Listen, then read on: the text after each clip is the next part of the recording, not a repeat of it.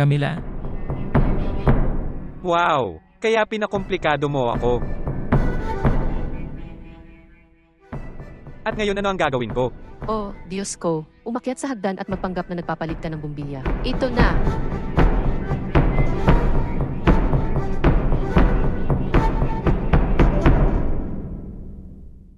mahal ko, Hey, ano ba ang ginagawa mo dito sa dilim at sino ba itong lalaking ito? pag-ibig.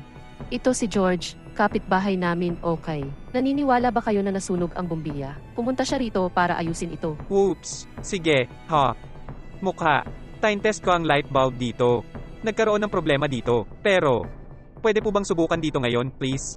Tawagan mo, mahal. Subukan natin. Hindi ko alam na ang bumbilya ng ilaw. Whoops! Nagtrabaho. Hindi ko nga alam na may problema ang bumbilya. Tama na, di ba? Hoy Roberto, okay. Okay na. Sa tingin ko ayos na ngayon, okay. Kailangan ko nang umalis pero kung may kailangan ka, tawagan mo lang ako, okay.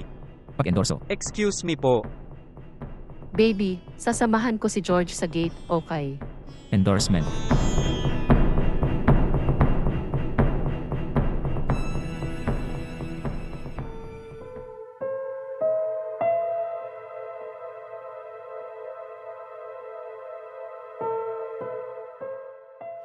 Hindi. Ngayon hindi ko na kaya. Okay, bukas gusto kitang makita ulit, okay.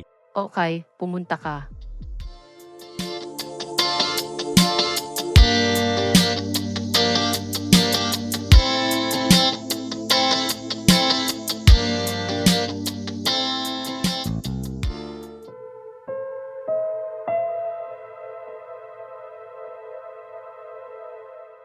Hoy Roberto, nakuha mo ba ang kahoy na in-order ko? Oops!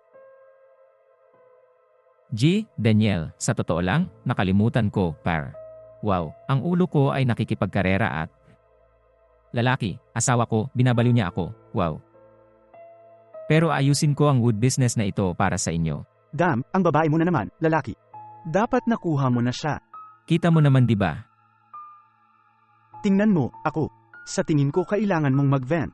Wow, uwi na tayo, mag-uusap tayo. Okay, pwede ka. Mabuti.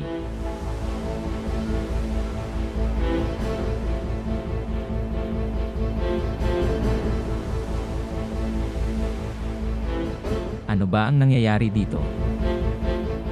Kaya ito ang bumbilya na pinalitan mo, ha? Well, sinabi mo, Daniel, na siya ay walang kabutihan. Lumabas ako para magtrabaho at tingnan kung ano ang ginagawa niya doon, oh. Check mo na lang, Roberto. Nakakuha ko ng isa pang Inaamin ko ito. Pero alam mo ba kung bakit? Kasi hindi mo ako nasisiyahan. Wala kang ginagawang tama sa lahat, walang mabuti. Ngayon ay maaari nating kunin ang ating kaso, George. Magkasama tayo magpakailanman. Syempre hindi. I never wanted to be committed to you, no. At wala sa bahay ko. Paano? Hindi mo ba ako mahal? Hindi ko sinabing mahal kita. Wala na ako dito.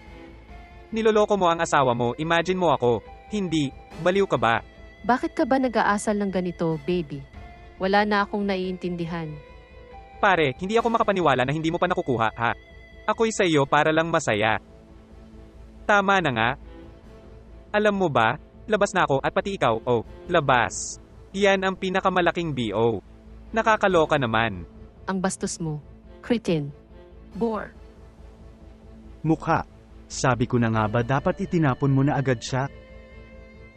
Pag-ibig. Mali pala ako. Diyos ko, patawarin mo ako. Wala na tayong iba. Pero ngayon na aalis ka na sa bahay ko. Kunin ang iyong mga gamit at mawala. Roberto, ano ang ibig mong sabihin? Paano ako lalakad paalis gamit ang kasuotang ito? Kailangan kong makuha ang aking mga gamit. Tingnan mo, kinukuha ko ang mga gamit mo, pero umalis na lang ako ng bahay ko.